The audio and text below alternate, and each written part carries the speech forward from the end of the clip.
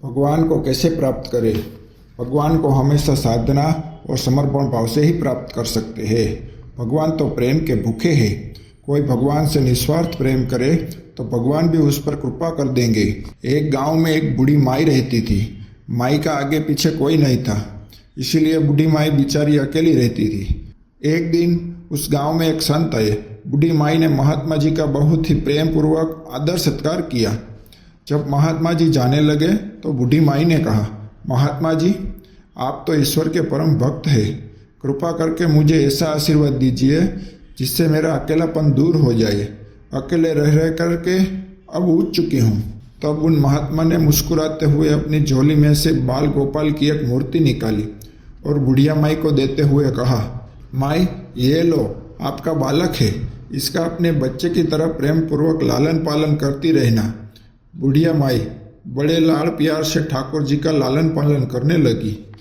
एक दिन गांव में कुछ शरारती बच्चों ने देखा कि माई मूर्ति को अपने बच्चे की तरह लाड़ कर रही है। नटखट बच्चों को माई से हंसी मजाक करने की सूझी। उन्होंने माई से कहा, अरे मैया सुन, आज गांव में जंगल से एक भेड़िया घुस आया है जो छोटे बच्चों को उठाकर ले जाता है और मार कर खा जाता है। तो अपने बाल का ख्याल रखना, कहीं भेड़िया इसे उठाकर ना ले जाए।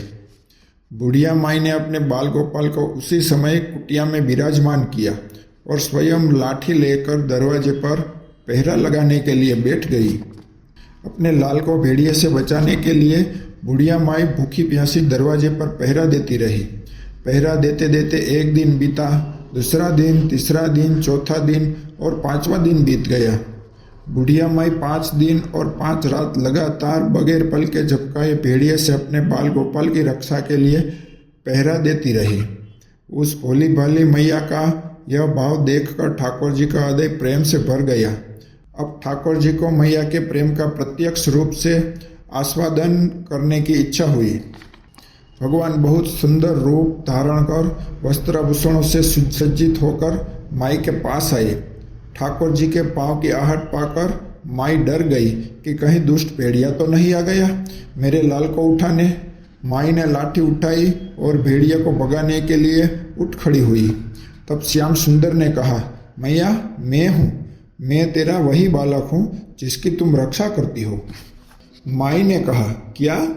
चल हट, तेरे जैसे बहुत देखे हैं, तेरे जैसे सैकड़ों अपने लाल पर न्योछावर कर दूँ। अब ऐसे मत कहियो, चल भाग, जा यहाँ से।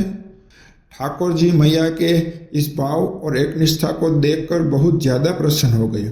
ठाकुर जी मैया से बोले, अरे मेरी भोली मैया, मैं त्रिलोकीनाथ भगवान हूँ, मुझसे जो चाहे वर मांग ले, मैं तेरी भक्ति से प्रसन्न हूँ। बुढ़िया माई ने कहा, अच्छा, आप भगवान हो, मैं आपको 100 प्रणाम करती हूँ। कृपा कर मुझे यह वरदान दीजिए कि मेरे प्राण प्यारे लाल को भेड़िए न ले जाए। अब ठाकुर जी और ज़्यादा प्रसन्न होते हुए बोले, तो चल मैया, मैं तेरे लाल को और तुझे अपने निज धाम लिए चलता हूँ, वहाँ भेड़िए का कोई भय नहीं है। इस तरह प्रभु बुढ़िया माई को अपने निज धाम ले गए। भगवान को पाने का सबसे सरल मार्ग है भगवान को प्रेम करो, निष्काम प्रेम जैसे बुढ़िया माई ने किया। हमें अपने अंदर बैठे ईश्वरीय अंश का काम, क्रोध, लोभ, मोह और अहंकार रूपी भेड़ियों से रक्षा करनी चाहिए।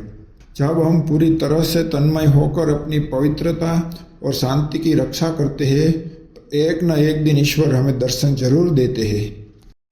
ऐसी ही मोटिवेशनल स्टोरी सुनने के लिए हमारी चैनल को सब्सक्राइब करें, लाइक करें और अपने कमेंट करें ताकि हम आपके लिए ऐसी ही अच्छी मोटिवेशनल स्टोरी लाते रहें।